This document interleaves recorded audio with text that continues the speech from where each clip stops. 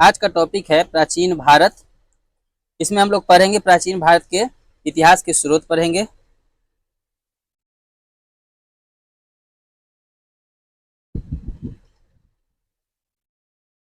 सबसे पहले प्राचीन भारतीय इतिहास के स्रोत को बांटा गया है।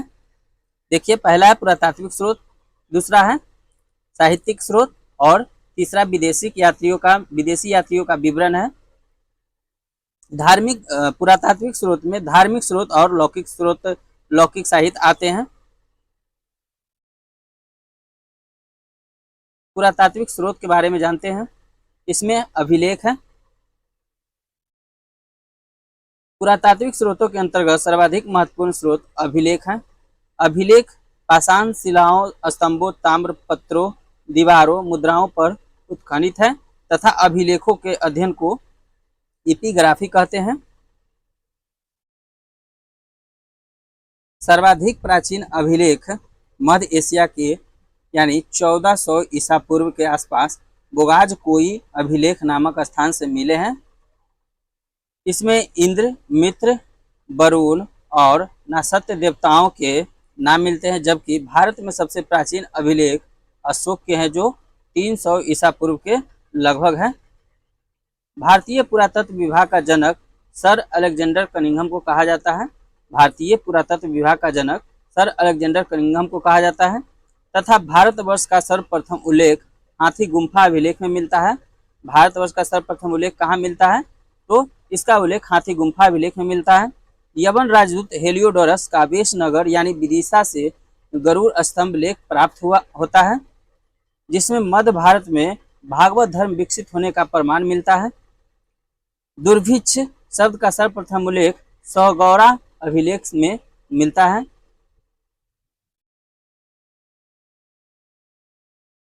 एरन मध्य प्रदेश से प्राप्त बराह भगवान पर हुन राज तोरमन का लेख अंकित है तथा सती प्रथा का पहला लिखित साक्ष्य मिलता है। किसमें? तो एरन अभिलेख में। रेशम बुनकर की श्रेणियों की जानकारी मंदसौर अभिलेख से प्राप्त होता है। रेशम बुनकर की श्रेणियों की जानकारी कहाँ से प्राप्त होता है? तो इसकी जानकारी मंदसौर अभिलेख से प्राप्त होता है। Doctor D.R. भंडारकर ने अभिलेखों के अध्ययन के आधार पर मौर्य शासक अशोक का इतिहास लिख दिया। प्राचीन भारत के राजाओं की प्रशंसा से रचित शिलालेख प्रशस्ति है। महत्वपूर्ण अभिलेख और शासक एवं अभिलेख की विशेषताएं आइए देखते हैं। हाथी गुम्फा अभिलेख तिथि रहित अभिलेख है। कलिंग राजा खारबेल के द्वारा इसे गढ़ा गया था। जूनागढ़ यानी गिरनार अभिलेख किसका है? तो रुद्रदामन। इसमें सुदर्शन झील के बारे में जानकारी प्राप्त होता है। नासिक अभिलेख गौतमी पुत्र सतकर्णी तथा 7 वाहनों की उपलब्धियां इसमें है। प्रयाग स्तंभ अभिलेख यह समुद्रगुप्त से संबंधित है। इनकी दिग्विजयों की कहानी की जानकारी इसमें है। एहोल अभिलेख पुलकेशिन द्वितीय का है। मंदसौर अभिलेख मालवा नरेश यशो बर्मन यानी रेशम बुनकर की श्रेणियों की जानकारी इसमें मिलता है।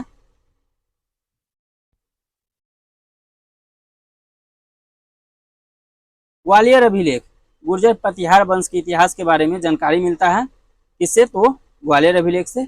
भित्री एवं जूनागढ़ अभिलेख इसमें स्कंद गुप्त जो हुनों पर विजय का विवरण इसमें दिया गया है। देवपारा का अभिलेख बंगाल शासक विजय सिंह के बारे में बताया गया है। इसमें बांसखेड़ा और मधुबल अभिलेख हर्षवर्धन की उपलब्धियों पर प्रकाश डाला गया है। बालाघाट एवं कार्ले अभिलेख 7 वाहनों की उपलब्धियां हैं। अयोध्या अभिलेख शुंग की उपलब्धियां हैं।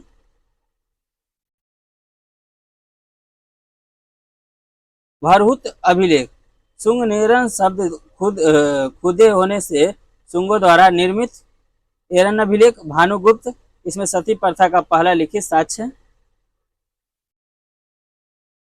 नेक्स्ट है सिक्के से जानकारी यानी सिक्कों के अध्ययन को मुद्रा शास्त्र कहते हैं।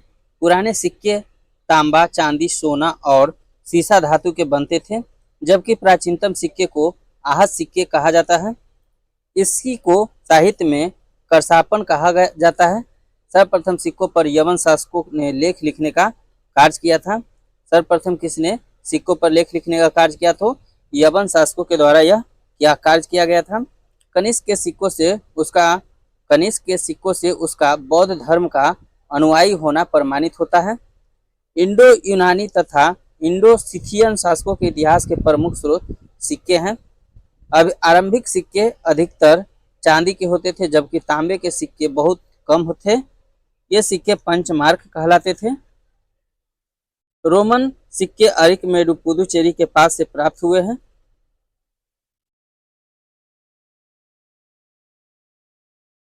उत्तर भारतीय मंदिरों की कला शैली नागर शैली कहलाती है, व दक्षिण भारतीय मंदिरों की कला शैली द्रविड़ शैली कहलाती है।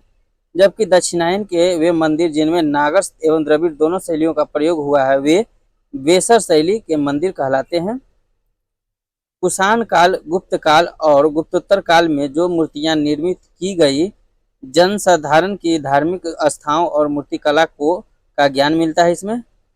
भरहुत, बोधगया, सांची और अमरावती की मूर्ति कला में जन सामान्य के जीवन की यथार्थ झांकी मिलती है।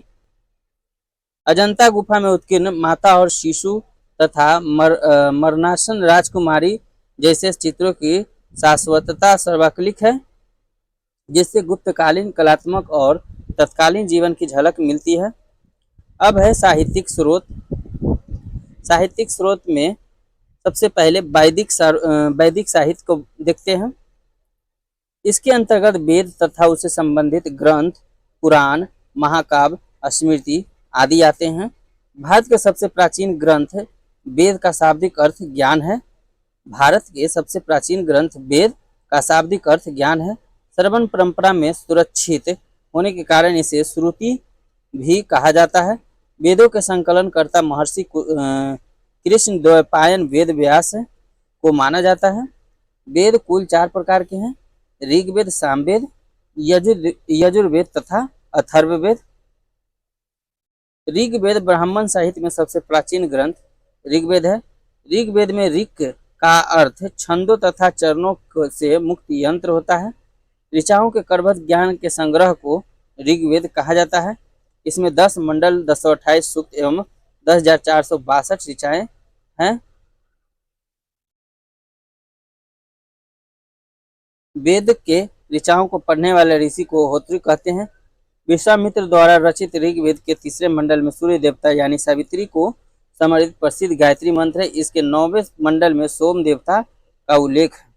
बाद में जोड़े गए 10वें मंडल में पहली बार शूद्रों का उल्लेख किया गया, जिसे पुरुष सूक्त कहा गया, जिसके अनुसार 4 वर्ण ब्राह्मण, क्षत्रिय, वैश्य तथा शूद्र पुरुष सूक्त कहा गया, जिसके अनुसार क्या बोलते हैं वैश्विक तथा शूद्र आदि पुरुष ब्रह्मा क्रमशः मुख्य, भुजा, जंघाओं, चरणों से उत्पन्न हुए। ऋग्वेद में इंद्र के लिए 250 तथा अग्नि के लिए 200 ऋचाओं की रचना की गई है।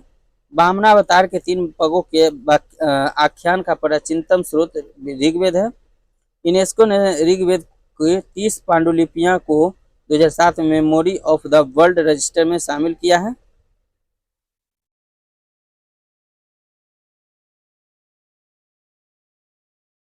यजुर्वेद का अर्थ है यज्ञ। यजुर्वेद में यज्ञों के नियम एवं विधि विधान का संकलन मिलता है। वैदिक मंत्रों के संग्रह यजुर्वेद में बताए गए हैं। यह वैदिक अनुष्ठान से संबंधित है। यजुर्वेद के मंत्रों का उच्चारण करने वाला पुरोहित अर्धवायु कहलाता है। एक ऐसा वेद है जो गद एवं पद दोनों शैली में है। यजुर्वेद कर्म कांड का प्रधान है। इसके 2 भाग है, कृष्ण यजुर्वेद और शुक्ल यजुर्वेद। सामवेद, साम का शाब्दिक अर्थ है ज्ञान तथा संगीत। इसमें मुख्यतः यज्ञों के अवसर पर गाए जाने वाले मंत्रों, ऋचाओं का संकलन है। इसके मंत्रों को गाने वाला उद्गाता कहलाता है। इसे भारतीय संगीत का जनक कहा जाता है। सामवेद में कुल 1875 ऋचाएं हैं, जिनमें से 75 से अतिरिक्त शेष ऋग्वेद से ली गई है। अवेद, गंधर्ववेद इसकी प्रमुख, अथर्ववेद, गंधर्ववेद इसकी प्रमुख शाखाएं कौथुमीय, जैमिनी तथा रनायनीय।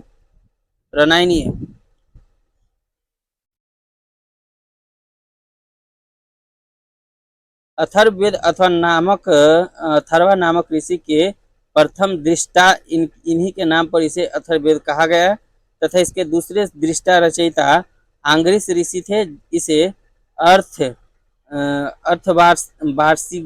बारगिरस वेद भी कहा जाता है। इसे भैषज वेद भी कहा जाता है। इस वेद में सर्वप्रथम सती प्रथा का उल्लेख किया गया है।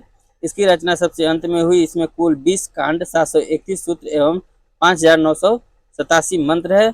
इसमें लगभग 1200 मंत्र ऋग्वेद से उद्धृत है।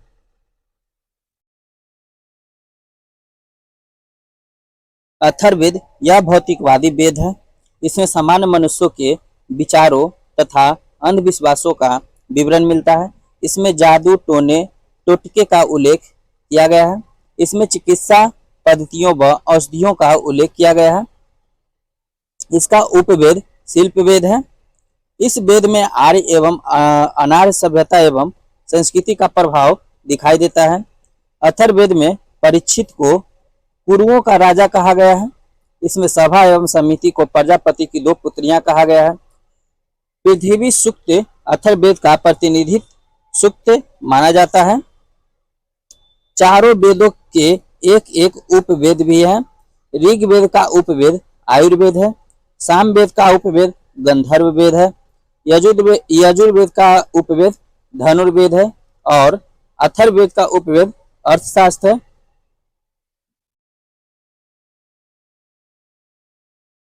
अब है ब्राह्मण साहित्य।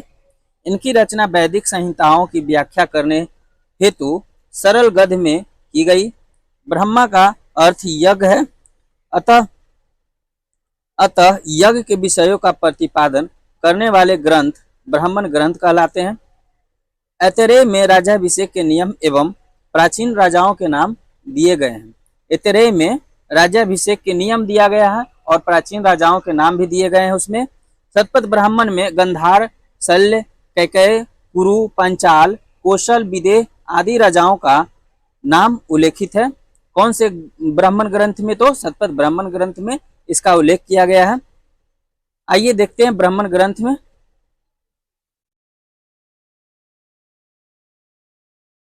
एक तरफ वेद और उपनिषद, उपवेद और ब्राह्मण ग्रंथ दिया गया है। ऋग्वेद का उपनिषद है ऐतरेय और कौशितकी। उपवेद है आयुर्वेद और ब्राह्मण ग्रंथ है ऐतरेय एवं कौशितकी ब्राह्मण है। यजुर्वेद में कठ, श्वेताश्वर, ईशा, तैतरेय, मैत्रिणी और बृहदारण्यक है जो उपनिषद है यजुर्वेद का। और उपवेद इसका है धनुर्वेद। ब्राह्मण ग्रंथ में शतपथ एवं तैतरीय ब्राह्मण है। सामवेद छांदोग और केन है। सामवेद का उपनिषद और उपवेद है गंधर्व वेद। सामवेद का उपवेद गंधर्व वेद और इसका ब्राह्मण ग्रंथ है षड्विश ब्राह्मण। इसे तांडेय ब्राह्मण भी कहते हैं।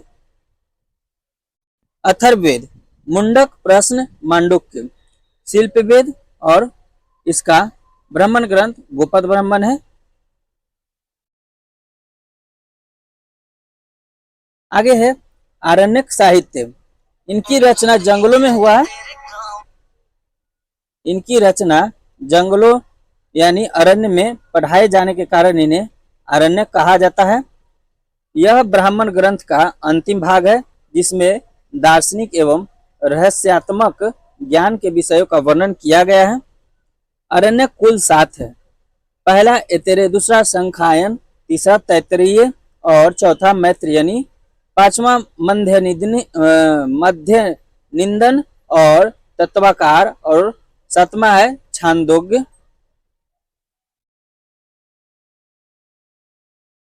अब है उपनिषद। उपनिषदों की कुल संख्या 108 है। उपनिषद का शाब्दिक अर्थ है उपसमीप या निष्ठा पूर्वक सद बैठना, अर्थात दार्शनिक व रहस्यात्मक ज्ञान के लिए गुरु के समीप निष्ठा पूर्वक बैठना। इसे वेदांत भी कहा जाता है क्योंकि यह वेदों का अंतिम भाग है। इनका संबंध दर्शन शास्त्र से है। उपनिषद मुख्यतः ज्ञान मार्गी रचनाएं हैं। उपनिषदों की कुल संख्या 108 मानी गई है किंतु पारमाणिक उपनिषद 12 है। 12 उपनिषद ईशा, केन, कठ, प्रश्न, मुंडक, मांडुक्य, तैत्तिरीय, ऐतरेय, छांदोग, श्वेताश्वर, कौशितकी, बृहदारण्यक है।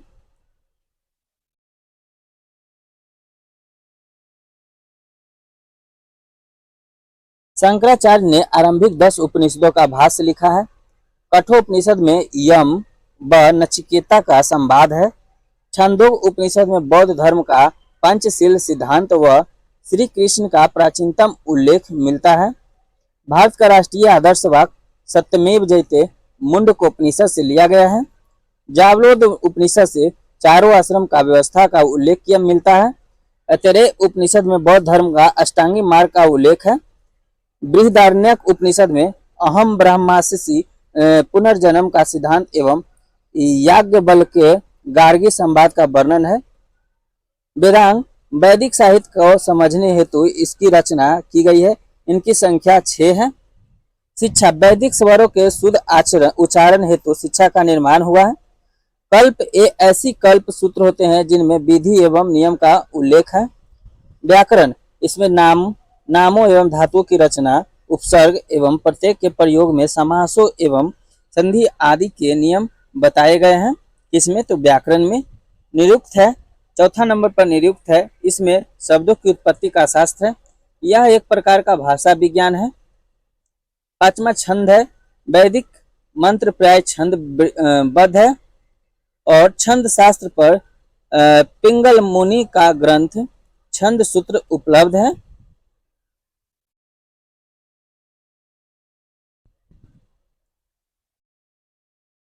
छठा है ज्योतिष। इसमें ज्योतिष शास्त्र के विकास को दिखाया गया है। ज्योतिष में कुल 44 श्लोक हैं। सबसे प्राचीनतम आचार्य मगध मुनि है।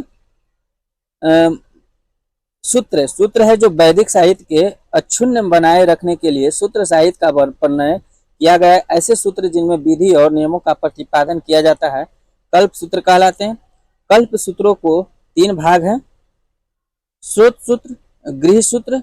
स्रोत सूत्र में है यज्ञ संबंधी नियम और गृह सूत्र में लौकिक एवं परलौकिक कर्तव्यों का विवेचन है।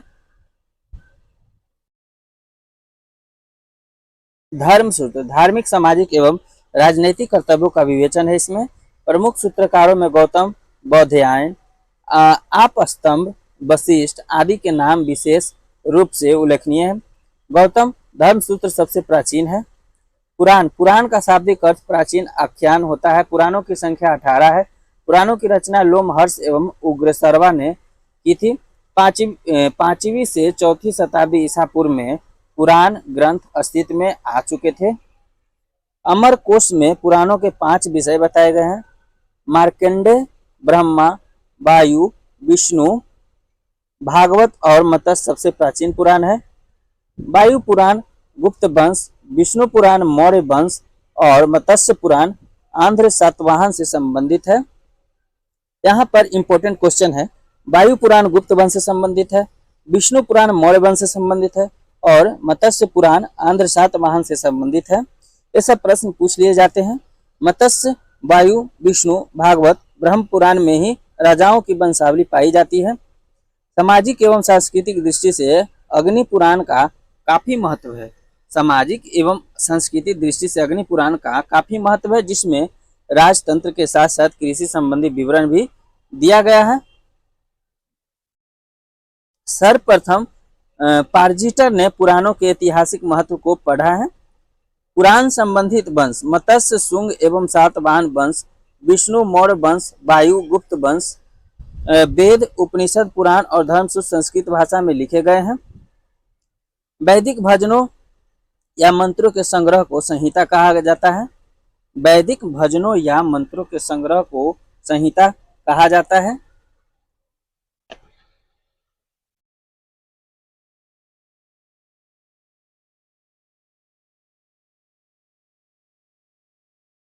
स्मृति साहित्य मनु स्मृति प्राचीनतम स्मृति शुंग व सातवाहन वंश की जानकारी। जर्मन दार्शनिक नीत्शे कहता है बाइबिल को जला दो, मनु स्मृति को अपनाओ। किसने कहा था? जर्मन दार्शनिक था जो नीत्शे, वो कहता था कि बाइबिल को जला दो और मनु स्मृति को अपनाओ। टीकाकार भारुची मेधातिथि गोविंदराज, कुल्लुक, भट्ट, ये सभी है टीकाकार। याज्ञवल्क्य स्मृति में टीकाकार विश्वरूप, विज्ञानेश्वर और अपार्क है। नारद स्मृति में इसमें दासों की मुक्ति का उल्लेख किया गया है। कात्यायन में इसमें आर्थिक गतिविधियों का उल्लेख है। बौद्ध साहित्य, सबसे प्राचीन बौद्ध ग्रंथ त्रिपिटक है, यह पाली भाषा में रचित है। त्रिपिटक, विनय पिटक, सुत्त पिटक, अभिधम पिटक है। इसमें बुद्ध की शिक्षाओं को संकलित कर इन्हें 3 भाग में बांट दिया गया है। इन त्रिपिटकों की रचना बुद्ध के निर्वाण प्राप्त करने के बाद हुई। बुद्ध के पूर्व जन्म की कथाओं को जातक कहा जाता है। निकायों में बौद्ध धर्म के सिद्धांत व कहानियों का संग्रह है। हीनयान का प्रमुख ग्रंथ कथा वस्तु है, जिसमें महात्मा बुद्ध का जीवन चरित्र अनेक कथनकों के साथ उल्लेखित है।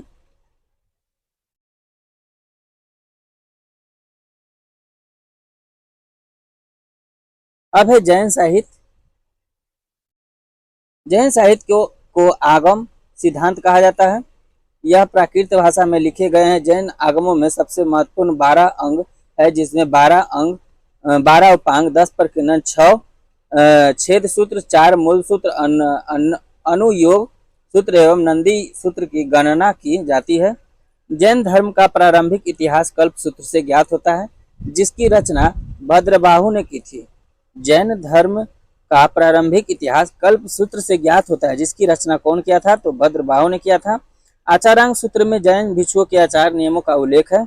आचारांग सूत्र में जैन भिक्षुओं के आचार नियमों का उल्लेख है। भगवती सूत्र में महावीर के जीवन की शैलियों पर प्रकाश पड़ता है। जैन ग्रंथों में सबसे महत्वपूर्ण हेमचंद्र कृत परिशिष्ट पर्वन है, जिसकी रचना 12वीं शताब्दी में हुई है। लौकिक साहित्य या अन्य साहित्य है। इसमें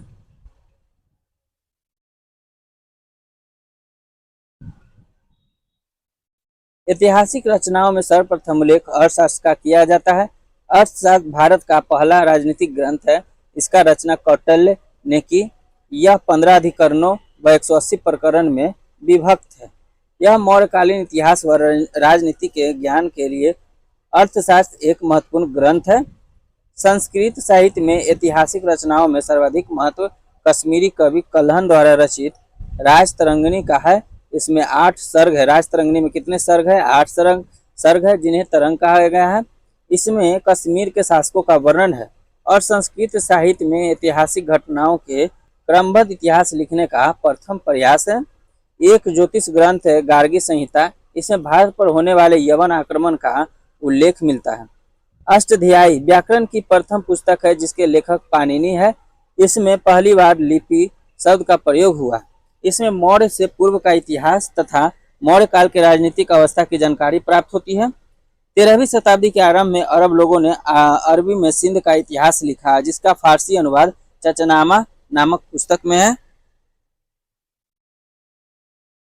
विदेशी यात्रियों का विवरण से संबंधित है प्रश्न। विदेशी यात्रियों से मिलने वाली प्रमुख जानकारी है। तो आइए देखते हैं इसमें कौन कौन सा प्रमुख जानकारी है। इसमें कौन सा वस्तु मिला था। इसमें भारत में आने वाले विदेशी यात्रियों एवं लेखों के विवरण से भी हमें भारतीय इतिहास को जानकारी से सहायता मिली, जिनमें अनेक यूनानी, रोमन, अरबी, चीनी यात्री सम्मिलित है।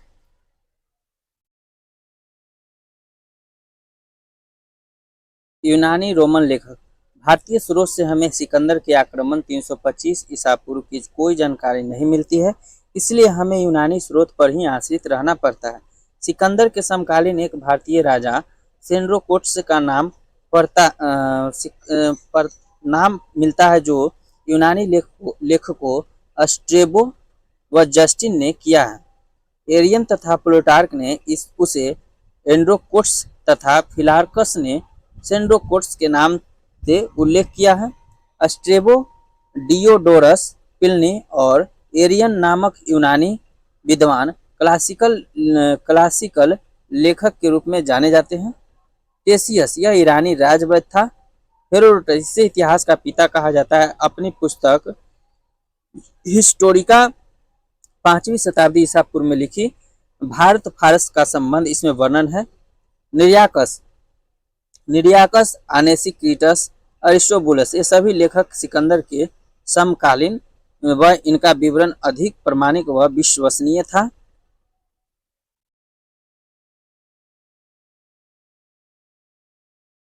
टॉलमी टॉलमी दूसरी शताब्दी में भारत का भूगोल नामक पुस्तक लिखी। टॉलमी का ज्योग्राफी व पेरिप्लस ऑफ द एरिथ्रियन सी नामक पुस्तक लिखी। भारतीय बंदरगाह व व्यापारिक वस्तुओं का वर्णन है इसमें। डायनोसियस मिस्र नरेश टॉलमी फिलाडेल्फस के राजदूत के रूप में अशोक के दरबार में आया था। डायनोसियस किसके दरबार में आया था? तो अशोक के दरबार में आया था। यह मिस्र नरेश टॉलमी फिलाडेल्फस के राजदूत के रूप में अशोक के दरबार में आया था। डाइमेकस सीरियाई राजा एंटीओकस प्रथम के राजदूत के रूप में बिंदुसार के दरबार में आया था। डाइमेकस बिंदुसार के दरबार में आया था। डायनोसियस अशोक के दरबार में आया था।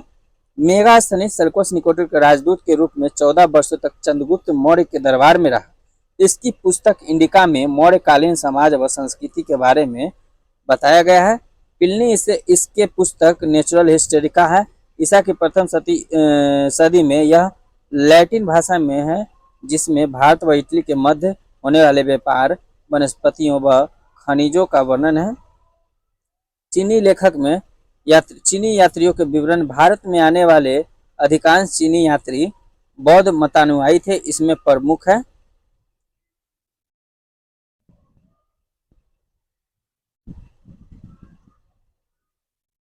फाहियान। यह गुप्त नरेश चंद्रगुप्त द्वितीय विक्रमादित्य 375 से 415 ईस्वी के दरबार में आया भारत आया। 399 से 414 तक उसने भारत के विभिन्न स्थानों का भ्रमण किया। उसने गुप्तकालीन भारत की सामाजिक, धार्मिक तथा आर्थिक स्थिति का विवरण दिया। हेनसांग 7वीं सदी में हर्ष के शासनकाल में भारत आया। वह भारत में 16 वर्षों तक रहा। 6 वर्ष तक उसने नालंदा विश्वविद्यालय में अध्ययन किया। हेनसांग ने 6 वर्ष तक नालंदा विश्वविद्यालय में अध्ययन किया। उसका यात्रा विवरण सियूकी के नाम से प्रसिद्ध है, जिसमें 138 देशों का विवरण है, जो हर्षकालीन भारतीय स्थिति जानने का महत्वपूर्ण स्रोत है। व्हीली इसके द्वारा लिखित हेनसांग की जीवनी से भी हर्षकालीन इतिहास का विवरण ज्ञात होता है। माँ तवान लीन हर्ष के पूर्वी अभियान का विवरण है। इत सिंह 7वीं शताब्दी के अंत में भारत आने वाले इस चीनी यात्री ने नालंदा तथा विक्रमशिला विश्वविद्यालय और अपने समय की भारत स्थिति का वर्णन किया है। सुंग यून यह 518 ईस्वी में भारत आया। अपने 3 वर्षों की यात्रा में बौद्ध धर्म की प्राप्तियां एकत्रित की। अरबी लेखक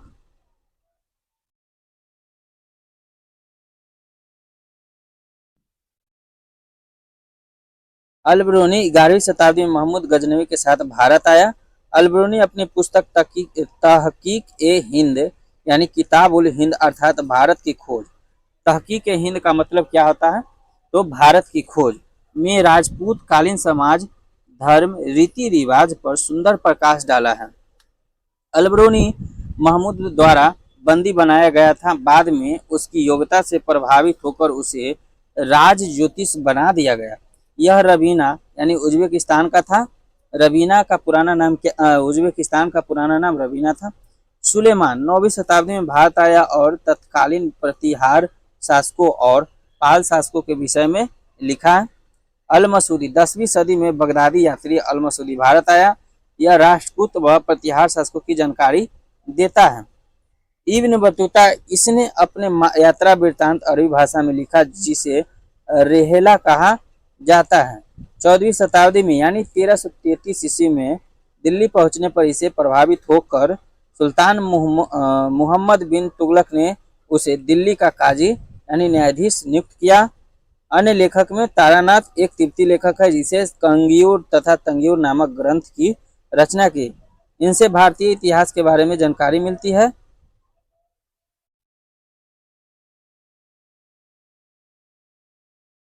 अगला है मार्को पोलो। यह 13वीं शताब्दी के अंत में पांड्य देश की यात्रा पर आया था।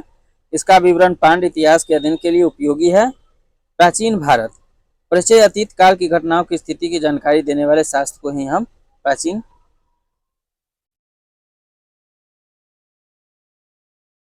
इतिहास कहते हैं तथा प्राचीन भारतीय इतिहास की विशद सामग्री को सर्वजन एवं समझने योग्य बनाने के लिए इतिहासकारों ने इसे 3 भागों में बांटा है। पहला है प्राग ऐतिहासिक काल, दूसरा है आदि ऐतिहासिक काल, तीसरा ऐतिहासिक काल। प्राग ऐतिहासिक काल, इस काल का इतिहास पूर्णतः पुरातात्विक साधनों पर निर्भर है। इस काल में मनुष्यों के कोई लिखित साधन साक्ष्य उपलब्ध नहीं है, इसलिए इसे प्रागैतिहासिक काल कहा जाता है। आदि ऐतिहासिक काल, इतिहास का ऐसा काल जिसके लिए लेखन कला के प्रमाणन तो है, लेकिन या तो वे अपुष्ट है या फिर उनकी लिपि को समझना कठिन है। ऐसे काल को आदि ऐतिहासिक इतिहास कहते हैं। इस काल के इतिहास लेखन के लिए साहित्यिक एवं पुरातात्विक साधनों का प्रयोग किया जाता है। इस काल के अंतर्गत 2500 ईसा पूर्व से 600 ईसा पूर्व के मध्य का काल आता है। ऐतिहासिक काल, जिस काल के लिए लिखित सामग्री उपलब्ध है और जिसमें मानव सभ्य बन चुका था, उस काल के अंतर्गत 600 ईसा पूर्व के बाद का काल आता है, जिसे ऐतिहासिक काल कहते हैं। प्रागैतिहासिक काल, प्राग प्लस इतिहास। प्रागैतिहासिक काल को प्रस्तर युग भी कहते हैं तथा भारत में पाषाण कालीन सभ्यता की खोज सर्वप्रथम 1863 ईस्वी में आरंभ हुई, जब भारतीय पुरातत्व सर्वेक्षण विभाग के विद्वान रॉबर्ट ब्रूस फुट ने पल्लवरम से पूर्व पाषाण कालीन उपकरण प्राप्त किया, यानी पत्थर की हाथ की कुल्हाड़ी था। तुरान मध्य एशिया में स्थित प्रागैतिहासिक मानव बस्ती ऐतिहासिक भौगोलिक क्षेत्र या संस्कृति को संदर्भित करता है।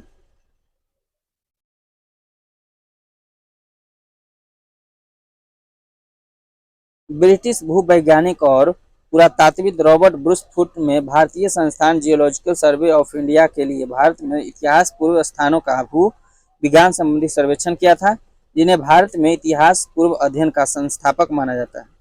विद्वानों का विचार है कि इस सभ्यता का उदय और विकास अति नूतन काल यानी प्लायोसीन एज में हुआ है। अब तक की जानकारी के अनुसार 400 करोड़ वर्ष पुरानी पृथ्वी की 4 अवस्थाओं में से चौथी और अंतिम अवस्था के 2 भाग हैं, अति नूतन आदतन और इसका है अति नूतन और आदतन होलोसीन। फिर है अति नूतन 10 लाख वर्ष से 10,000 वर्ष पूर्व और आदतन युग को आज से 10,000 वर्ष पूर्व माना जाता है। मानव सभ्यता के इस प्रारंभिक काल के सुविधा अनुसार 3 भागों में बांटा गया है। पूरा पाषाण काल 5 लाख ईसा पूर्व से 50,000 ईसा पूर्व तक आखेटक व खाद्य संग्राहक है। इस काल में लोग मध्य पाषाण काल में 10,000 ईसा पूर्व से 7,000 ईसा पूर्व आखेटक व पशुपालक है। नव पाषाण काल या उत्तर पाषाण काल 9,000 ईसा पूर्व से 20 में व 7,000 ईसा पूर्व भारत से 2500 ईसा पूर्व तक।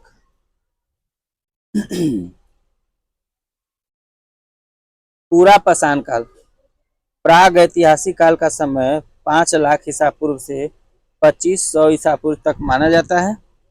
भारत में पूरा पाषाण युगीन सभ्यता का विकास प्लाइस्टोसिन या हिम युग से हुआ है।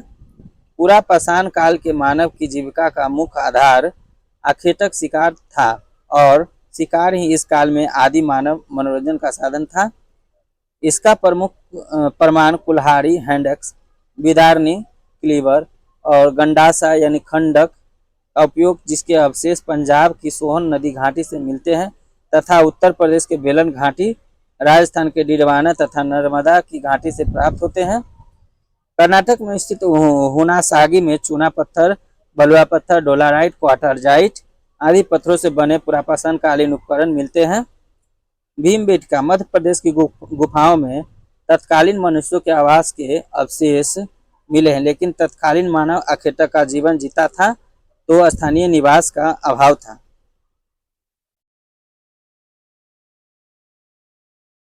मध्य प्रदेश के नर्मदा नदी घाटी में स्थित हथनोरा गांव से 70,000 वर्ष पुराने होमो इरेक्टस मानव की खोपड़ी के अवशेष मिले हैं। यह 5 दिसंबर 1982 को डॉक्टर अरुणा सोनकिया ने प्राप्त किया था। यहाँ से हाथी, घोड़ा, दरियाई घोड़ा, जंगली भैंसों के जीवाश्म व अवशेष मिले हैं।